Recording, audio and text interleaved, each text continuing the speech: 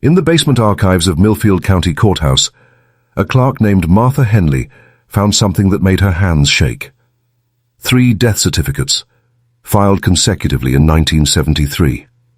Same surname, Crowther. Same date of death, October 15th. Same cause, complications following birth. But it was the ages that stopped her cold. Mother, age 53. Father, age 21. Infant, stillborn, with a notation in the coroner's margin that shouldn't exist. Subject exhibits cranial translucency with visible cerebral separation. Extra-digital appendages arranged in spiral formation. Recommend immediate federal notification. The marriage certificate told an impossible story. James Michael Crowther, 21, wed to Eleanor Ruth Crowther, 53. The clerk had scratched through the original entry with a penknife, then rewrote it 2 columns later in trembling script. At the bottom, a single word in different ink: return. This is the case that 3 federal investigators couldn't finish. The file that spent 50 years sealed, only to emerge with more questions than answers. The bloodline that America chose to ignore, until ignoring it became impossible. Subscribe so these files don't disappear again. Millfield County sits in a fold of the Appalachian foothills, where fog pools and refuses to lift. The old-timers say the mist follows bloodlines, that it knows which paths to block and which memories to cloud. Surveyors have noted that paper maps fail here. Coordinates shift, elevations change, roads bend back on themselves in ways that defy geometry. But memory hardens in this place. Stories calcify into truth. Whispers guide investigators down unmarked trails to foundations that shouldn't exist, to wells that widen as they deepen, to spiral staircases carved directly into bedrock. The Crowther name appears in county records as far back as 1847, always in clusters, always with the same recurring pattern. Marriages within the family line, births that defied medical understanding, deaths that came in threes. And always, that word written in margins, carved into door frames, burned into wooden tokens: return. Ezekiel Crowther arrived in 1847 with his wife Sarah and something else, a carved applewood ring that never left his finger. Settlement records describe him as a man of peculiar devotions who claimed the valley had called to him through dreams. He built the first Crowther homestead at the exact center of what would become a pattern of intersecting property lines, each deed forming part of a larger spiral when mapped from above. Sarah's journal, discovered in 1979, contains entries that historians still debate. She wrote of overlapping laughter from the cellar, of Ezekiel speaking to ancestors who had never made the journey west, of rituals conducted by lamplight while she was instructed to remain upstairs with her ears covered. The last entry, dated 3 days before her death in childbirth, contains a phrase that would echo through 5 generations. When the quiet answers, the bride returns to her beginning. She died delivering twins. The death certificate lists no father. Ezekiel lived another 40 years, never remarrying, raising the children according to what he called the Old Covenant. Neighbors reported that he aged backwards in his final decade, his grey hair darkening, his stooped shoulders straightening, until the day they found him collapsed in the root cellar, wearing his daughter's wedding dress, the applewood ring finally loose on his shrunken finger. What emerged from that first generation wasn't religion, it was biology made sacred. The Crowthers developed a system of generational return, where bloodlines folded back on themselves with mathematical precision. Family records, kept in ledgers bound with applewood bark, documented not just births and deaths, but something they called the spiral count. Each marriage was a rotation, each birth a return to center, each death a preparation for the next turning. They created quilts that mapped family connections in concentric circles, with names embroidered in spirals that hurt to follow with the eyes. Signatures in their documents formed loops within loops, as if the very act of writing their names was a ritual gesture. In 1923, a tax assessor named Roland Pike found a folio page in the Crowther family Bible that stopped him cold. A detailed anatomical drawing rendered in what appeared to be blood, showing a human figure with translucent skull, extra digits arranged in spiral formation, and multiple sets of eyes. At the bottom, in Ezekiel's handwriting, "The form remembers what the flesh forgets." Pike's report was filed and immediately sealed. He resigned from county service and moved to California, but not before leaving a note in his personal papers.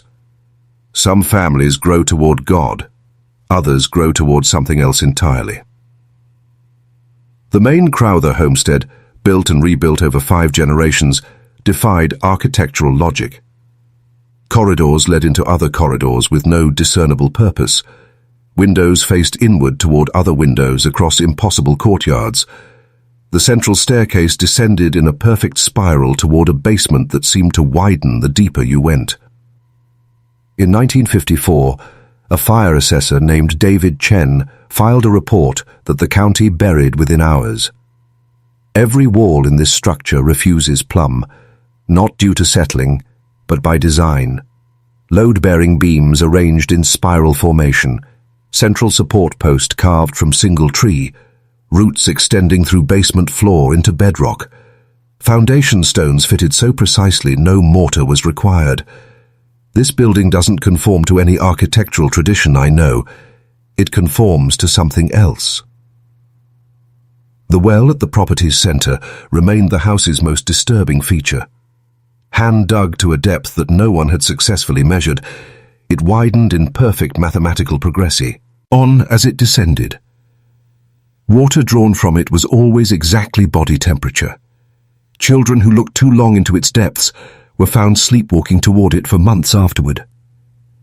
The walls throughout the house bore the same spiral motif, carved into wood, scraped into plaster, burned into stone.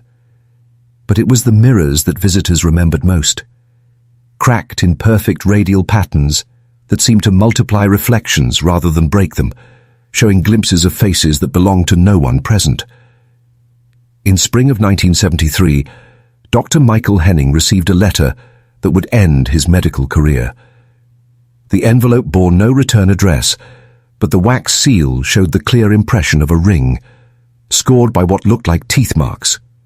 Inside, a single sheet of paper with an address and 4 words: "She needs a doctor." Henning's journal, recovered after his disappearance, documents what he found at the Crowther homestead. Eleanor Ruth Crowther, 53, 7 months pregnant, living alone in a house where every room seemed to contain the same furniture arranged in slightly different spirals. She showed him medical records spanning decades, multiple pregnancies, all resulting in stillbirths, all exhibiting what she called the family blessing. His notes described paired portraits on every wall, the same faces appearing in different combinations across generations, ages shifting but features remaining constant. Children's dolls arranged in concentric circles throughout the house, their painted faces showing the same two-toned eyes he observed in Eleanor. The basement held what he described as a chapel carved into living rock, pews arranged in spiraling rows around a central altar that might have been a birthing table. His final entry, written in increasingly erratic handwriting, simply states, "She is not carrying one child. The heartbeats overlap, but never synchronize. Something is preparing to return." The next 17 pages had been torn from the journal. Eleanor's pregnancy defied every principle Henning had learned in 20 years of practice. Her skin grew translucent, revealing a network of veins that seemed to move and shift under observation.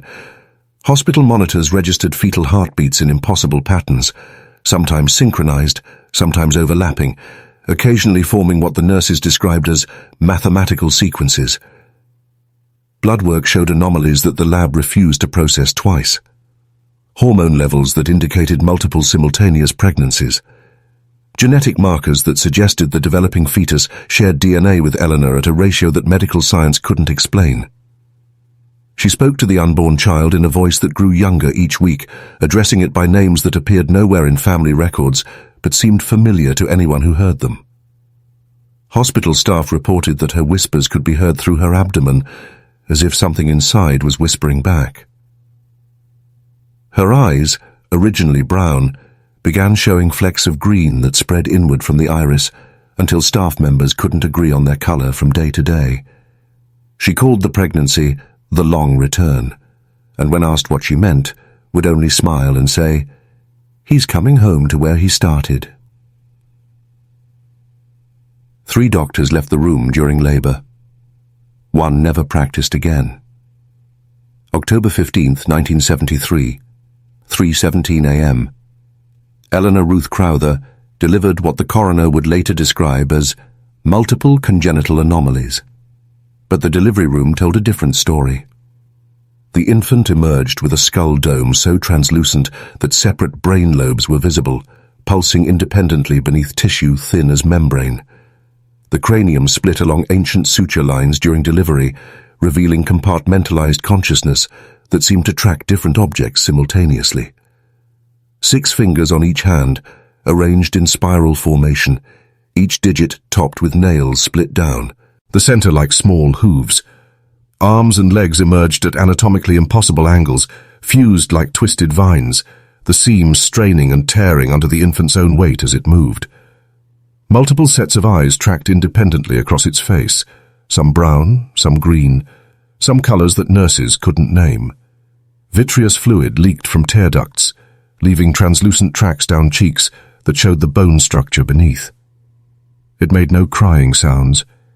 Instead, a constant humming emanated from its throat, occasionally harmonizing with itself, producing notes that seemed to overlap in ways human vocal cords couldn't achieve. Pink froth bubbled at its lips with each breath. The infant lived 6 days. On the 7th morning, it was found arranged in a perfect spiral on the delivery room floor, a thin, dark arc of blood smeared around its form like a mathematical compass had drawn it there. Eleanor died during delivery. James Michael Crowther, the father-son husband, died at the exact same moment in the waiting room, both sharing what the coroner noted as identical jaw fractures occurring post-mortem. Unmarked sedans arrived at Millfield County Hospital before sunrise on October 21st. Agents from the center seized the body, the photographs, the ward logbook, and every piece of medical equipment that had been used during the delivery. Hospital staff were required to sign non-disclosure agreements under threat of federal prosecution. Dr. Henning was found 3 days later in his office, every file cabinet emptied, his medical licenses arranged in a perfect spiral on his desk. Security footage showed him talking to someone off camera for 7 hours, but no other person was visible in the frame. He was last seen walking toward the Crowther property, carrying a leather medical bag that was never recovered. The death certificates were sanitized. Multiple congenital anomalies for the infant, complications following birth for Eleanor, natural causes for James, no mention of the anatomical impossibilities, no reference to the spiral arrangement, no county. A figure seen walking the old mountain roads at dusk, sometimes appearing as a child, sometimes as an adult, always wearing something that looked like a ring-shaped scar around one finger. It spoke in 2 voices simultaneously, one high and questioning, one low and certain.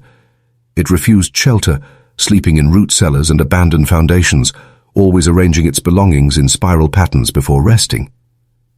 Children found it carving spirals into tree bark, using tools that left char marks in the wood. It painted similar spirals on the sides of buildings, using a substance that dried brown and couldn't be scrubbed away, no matter how much bleach was applied. A forest ranger named Patricia Wolfe found a wooden slip tucked into her cabin door, burned with words that made her stomach turn. The quiet has answered.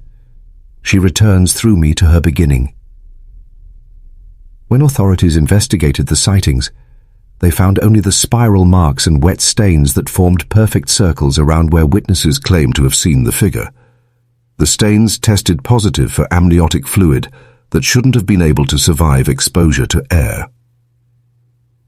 By winter, the sightings stopped. But the spiral marks remained, and new ones appeared each spring, always during the anniversary week of the October births. In 1986, a surveyor named Thomas Reed was hired to map property boundaries for a planned housing development in the Crowther Valley. What he found in his preliminary survey ended the development permanently. Under 37 abandoned foundations, Reed discovered a network of spiral staircases carved directly into bedrock, all leading to a central chamber that his instruments couldn't accurately measure. The chamber contained cracked mirrors arranged in concentric circles, reflecting each other in patterns that hurt to look at directly. At the chamber's center lay a single apple, a wood ring, carved with an initial that seemed to change depending on the angle of observation. Reed's final report, submitted to the county and immediately classified, ended mid-sentence. The spiral stairs descend in mathematical progression toward what appears to be a natural formation, but the tool marks suggest. Reed resigned his position that afternoon and disappeared 3 days later. His equipment was found arranged in a perfect spiral at the chamber's entrance, along with a brown smear ring on the stone floor that matched the circumference of the applewood ring. His replacement found Reed's surveying notes burned into the wooden legs of his drafting table, as if someone had used a red-hot ring to brand the measurements directly into the oak. Dr. Sarah Martinez, a cultural anthropology graduate student at the State University, began researching the Crowther case in 1979 as part of her thesis on isolated family systems in Appalachian communities. What started as academic curiosity became an obsession that would cost her career and nearly her sanity. Martinez mapped every Crowther birth, death, and property deed from 1847 to 1973, discovering that the family's land acquisitions formed a perfect spiral when viewed from above. Fire reports, disappearances, and unexplained deaths throughout the county followed the same pattern, radiating outward from the original homestead in mathematical precision. Her research led her to the federal archives, where she requested declassification of the sealed Crowther files under the Freedom of Information Act. After 3 years of legal challenges, she received a heavily redacted document with most pages completely black. Only one paragraph remained legible. Evidence suggests intentional multi-generational genetic experimentation by unknown parties, utilizing isolated population. Bloodline exhibits non-random mutations, conseils. Extent with directed breeding program. Recommend continued monitoring and containment protocols. Martinez was dismissed from the graduate program for pursuing non-academic research directions. Her thesis advisor destroyed her research notes. She withdrew from public life, but not before leaving a single interview with a local newspaper. They didn't seal those files to protect the public. They sealed them to protect the experiment. Her apartment was found empty a week later, every piece of furniture arranged in a spiral around a brown stain on the living room floor. Rational explanations exist, of course. Inbreeding causes genetic anomalies. Isolated communities develop strange traditions. Government agencies overclassify mundane cases to protect their budgets. Birth defects, mental illness, and coincidence can create patterns that seem supernatural to superstitious observers. Medical professionals suggest that Eleanor Crowther suffered from severe genetic disorders compounded by inadequate prenatal care. The impossible anatomy described in witness accounts likely reflects the traumatic stress experienced by untrained observers confronting severe birth defects. But records don't explain why 3 different federal agencies maintain active files on a closed case. They don't account for the spiral patterns that continue appearing throughout Millfield County each October. They can't rationalize the genetic test results that were classified rather than published, or the ongoing monitoring protocols that require no official justification. And they certainly don't explain the applewood ring that appears in evidence lockers throughout the region, always bearing different initials, never staying locked away for more than 7 years before someone finds it tucked into their jacket pocket or burned into their office desk. The last verified Crowther death occurred in 1973, but the Bloodline's influence persists in ways that defy documentation. Property deeds thrive. Throughout the valley continue to change hands through inheritance patterns that genealogists can't trace. Children are born with extra digits arranged in familiar spirals. Mirrors crack in radial patterns that multiply reflections rather than break them. The old homestead foundation remains, though the house was demolished decades ago. Visitors report finding wooden tokens carved with spirals, always warm to the touch, always bearing that recurring phrase in slightly different variations. When the quiet has answered, the bride returns to her beginning. Federal monitoring continues under protocols that no current agency will acknowledge. Unmarked vehicles patrol the valley roads during anniversary weeks. New files are added to the sealed archive each year, though officially the case remains closed. And sometimes, on October nights when the fog pools thick enough to muffle sound, residents report hearing overlapping laughter from the old well, a sound like children and adults conversing across generations, their voices spiraling down into depths that no instrument has successfully measured. The diary buried beneath the floorboards has never been found, but its influence seeps upward through rotting wood and shifting stone, carrying whispers of a family that refused to end, of bloodlines that curve back on themselves like mathematical equations written in flesh and bone. The Crowthers didn't disappear. They returned to their beginning, just as they always promised they would. And in a valley where memory hardens into truth, some promises echo through generations, waiting for the quiet to answer once again. What other buried records are sleeping beneath America's floorboards, waiting for someone brave enough or foolish enough to dig them up? Share your thoughts below and vote for which sealed case we should investigate next. Because in a country built on hidden foundations, every family tree has roots that dig deeper than we dare imagine.